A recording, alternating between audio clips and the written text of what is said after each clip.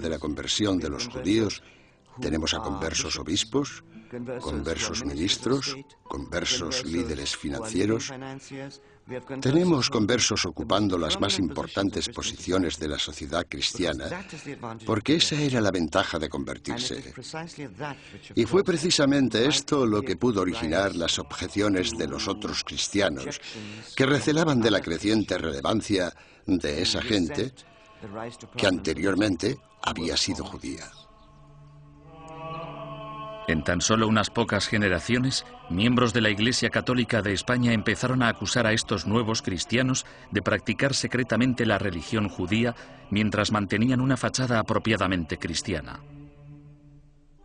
Este fenómeno judaizante era en parte verdad, puesto que algunos conversos, aunque se autoproclamaban cristianos, mantenían costumbres que habían heredado de sus antecesores. La dimensión de la llamada actividad judaizante era más de carácter cultural que religiosa. En otras palabras, realizaban ciertas cosas que sus padres y sus abuelos habían hecho y en las que no veían nada particularmente malo, como encender velas el sábado. Muchos de ellos creían que encender velas el sábado no tenía nada inherentemente conflictivo con el catolicismo. Su condición de cristianos bautizados también significaba que si se intuía de cualquier modo que recaían en el judaísmo, podían ser acusados de herejía. Fue precisamente esta trágica ironía la que les condujo hacia su destrucción. Con el matrimonio en 1469 de Fernando de Aragón e Isabel de Castilla, se unieron los dos reinos más poderosos de la península ibérica. Los consejeros dominicanos de Isabel pronto la convencieron de que la actividad judaizante suponía una amenaza mortal para el catolicismo en España y que una inquisición podría ser la única solución. Si el clero pedía una inquisición, no era solo porque fueran fanáticos, sino porque sabían perfectamente que detrás de ellos tenían a muchos seguidores muy fieles que tenían conciencia del problema tal y como lo percibían. El rey Fernando, astuto estratega político, vio que una alianza con la Iglesia Católica podía beneficiar a España en muchos sentidos. Aparentemente, Fernando tenía otros planes en mente. Apoderarse de las riquezas de los conversos. Había grandes cantidades de dinero esperando, encerradas en los cofres de los poderosos conversos, comerciantes y nobles. Y Fernando se propuso hacerse con ellas y lo consiguió. El primer paso del rey Fernando fue ponerse en contacto con el Papa y expresarle su preocupación por el problema judío de España. Es enorme el daño que los cristianos sufren con el contacto, las relaciones y la comunicación con los judíos, que siempre intentan de un modo u otro seducir a los leales cristianos y apartarlos de nuestra santa fe católica. Fernando el Católico.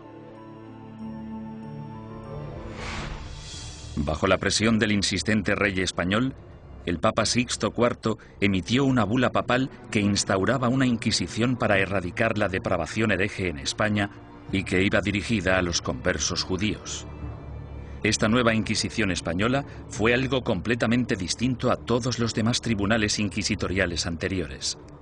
Sus normas garantizaban que el rey Fernando, y no el Papa, controlaba todos y cada uno de los aspectos de sus actividades. El tribunal de mayor grado, llamado la Suprema, consistía en 6 o 7 hombres nombrados personalmente por el rey. Solo un miembro, el inquisidor general, era nombrado oficialmente por el Papa, y aún así, este tenía que haber sido nombrado antes por Fernando. Aunque os guste el título de inquisidor, somos yo y la reina quienes os hemos nombrado, y sin nuestro apoyo muy poco podéis llevar a cabo. Rey Fernando.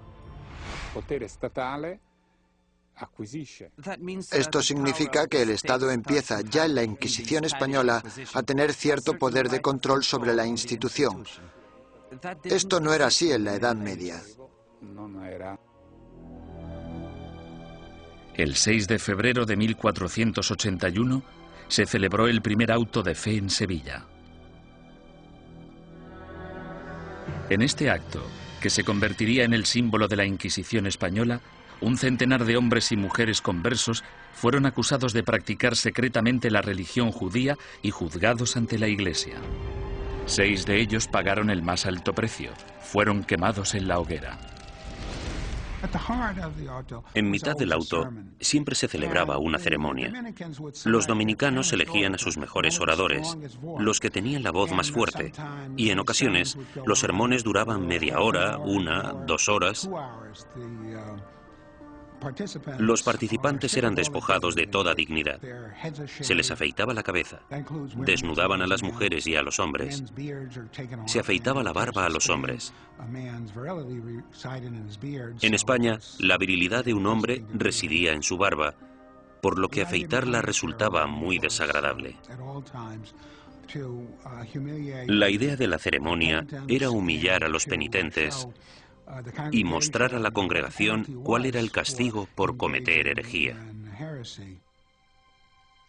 Incluso los que no habían recibido mucha educación o no estaban interesados en las sutilezas teológicas, ni muy seguros de los credos y las plegarias que recitaban, sabían perfectamente qué sucedía en cada momento en un auto de fe.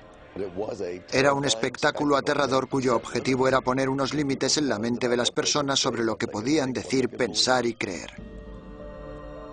Durante el primer año desde su establecimiento, 1.500 conversos acusados de judaísmo fueron juzgados y otros cientos condenados a muerte. La cantidad de personas que se quemaba en una misma hoguera era pasmosa incluso para los estándares actuales. Se quemaron 28 personas de una sola vez, en otra ocasión 70 personas, y en el mayor auto jamás celebrado se quemaron 109 personas en una misma hoguera. A diferencia de los herejes medievales que se atrevían a predicar sus ideas en público, el judaísmo secreto era, por definición, una actividad clandestina que se llevaba a cabo a puerta cerrada. Los vecinos podían decir que habían visto a un individuo leer un libro que probablemente era judío solo por el hecho de ver a alguien mirando un libro pequeño, que podría ser el libro de las horas. O podían decir que habían oído a alguien cuchichear una plegaria que seguro que era judía. Por tanto, encender velas, darse un baño, lavar la ropa, tratar, preparar y comer carne en día de pescado, como podían ser los viernes o los miércoles, podía causarte grandes problemas si tus vecinos se percataban y tenías mala relación con ellos. Las acusaciones provocaban más acusaciones. Algunos conversos se delataban a sí mismos con la esperanza de limpiar su historial y frustrar así el ataque de sus enemigos. Sin embargo, solo se podía conseguir una penitencia clemente si se hacía una confesión completa, y eso significaba dar los nombres de compañeros herejes. La única forma de escapar de todo eso era escoger nombres de otras personas de la comunidad. Esto recuerda mucho a los Estados Unidos de los años 50 y al pánico rojo que provocó la creación del Comité sobre Actividades Antiamericanas. Fue aquí donde se produjeron tantas tragedias. Gente inocente de todos los cargos podría, bajo tortura y pena de muerte, haber dado nombres sin pensar, solo para ser liberados. Si consideramos a Fernando e Isabel como los arquitectos de la Inquisición española, su contratista fue sin duda Tomás de Torquemada, el primer inquisidor general. A partir de 1490, Torquemada redactó minuciosa y sistemáticamente reglas que todavía conservamos en papel para guiar a los inquisidores, incluyendo el más mínimo detalle sobre lo que debían o no debían hacer. Y como consecuencia, podemos considerarle el fundador de la Inquisición. No hay ninguna duda de que Torquemada presidió la Inquisición durante su período más sanguinario y que ejerció mucha influencia sobre la corona. A pesar de que se le ha retratado de todos modos, desde un loco hipnotizador hasta un monje siniestro y obsesionado por el sexo, los historiadores saben muy poco sobre él. Era el típico teólogo fanático, antisemita y extremadamente hostil a los conversos. Era un hombre que concentraba toda esa intolerancia y ferocidad tan característica de los primeros inquisidores. Podemos estar de acuerdo o no con él en que los judeoconversos debían ser perseguidos y condenados. Pero en mi opinión, Torquemada insistió mucho en las normas de procedimiento correcto para el sistema inquisitorial. Sin embargo, se calcula que durante los 20 años de mandato de Torquemada como inquisidor general, 2000 personas perdieron la vida y otros miles fueron castigados.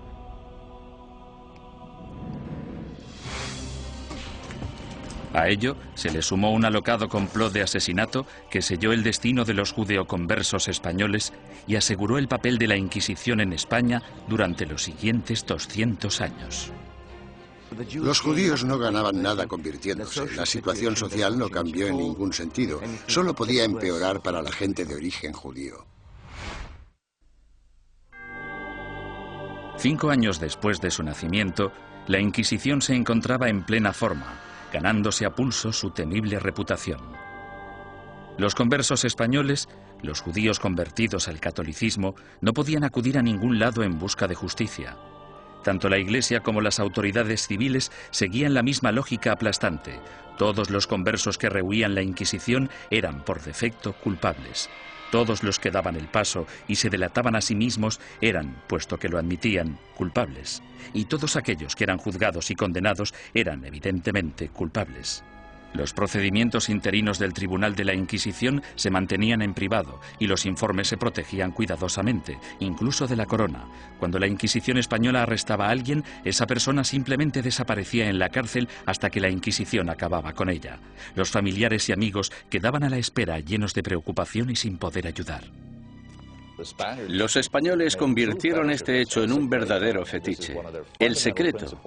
Me refiero a que este era uno de sus principios fundamentales, la creencia de que el prestigio de la institución dependía en gran medida de la capacidad de mantener intacto el secretismo. Para los acusados, la naturaleza surrealista y casi arbitraria del proceso generaba terror. No existía ningún juicio. Eran más bien audiencias tras las que el prisionero volvía a su celda. Después de todo el sufrimiento, que podía prolongarse durante semanas o meses, el acusado podía no llegar a saber los crímenes de que se le acusaba. Se le exigía constantemente, a veces bajo amenazas de muerte, que confesara. El acusado tenía que inventar explicaciones sin saber la naturaleza de la denuncia que se había interpuesto contra él.